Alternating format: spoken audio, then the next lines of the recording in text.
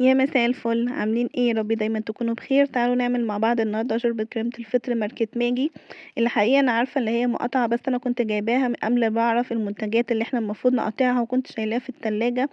بس لما عرفت اللي احنا المفروض نقطعها اكيد مش هرميها، فقلت بقى ايه انما اعملها عشان اتخلص منها بقى ومكررهاش تاني. بس هنزود عليها تكاية بسيطة تفرق جدا في الطعم وتديها قيمة غذائية. جبت قطعتين من البانيه وابتديت اللي انا اقطعهم قطع صغيرة، وهبتدي اللي انا اشوحهم بالزبدة والزيت علشان الزبدة ما تتحرقش، فلازم احط عليها شوية زيت صغيرين. وطريقة التحضير مكتوب عليها من ورا، المفروض تحط عليها 4 كوبايات مية، بس انا هحط كوباية مية وكوباية لبن عشان برضو تديها قيمة غذائية وتديها كده ايه تست حلو. انا ما عملتش الكيس كله لان الكمية هتبقى كبيرة علينا، انا كنت عايزة اعمل بس طبقين فعملت نص الكمية. واول ما الفراخ دخلت في التشويح نزلت عليهم بفصين توم مفرومين، وهبتدي ان انا اشوحهم. اول ما ريحة التوم كده تظهر معاكي انزلي عليهم بربع كوباية ذرة الحلوة اللي هي بتبقى في البرطمانات دي، بتبقى بجد حلوة جدا في الشوربة. انا حاولت على قد ما اقدر ان انا اعرف المنتجات اللي احنا المفروض نقطعها، وكتبتها في ورقة الحقيقة وصورتها معايا في الموبايل، وابتديت ان انا ايه اخليها معايا كده في اي مشوار قبل ما اجيب حاجه ابص فيها. بس دي انا كنت جايباها قبل المقاطعه، فكنت حطاها في التلاجة، فقلت لازم ان انا اعملها بقى ايه علشان ما تبقاش عندي في التلاجة كده فتره كبيره.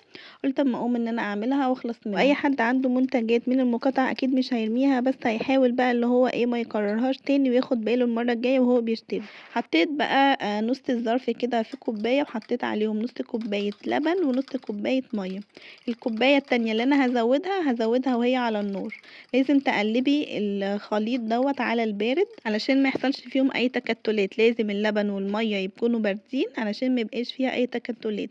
المشروم دوت مجفف، هو طبعا لما تستوي وكده هتلاقي ان هو بقى طري وبقى مستوي. زودت عليها بقى نص كوباية لبن ونص كوباية مية، وهبتدي ان انا اقلب كده بشويش عشان ما يحصلش فيها اي تكتلات.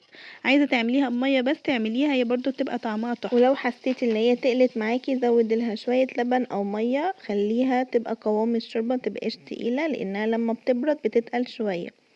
ده نفس القوام اللي انا عايزاه.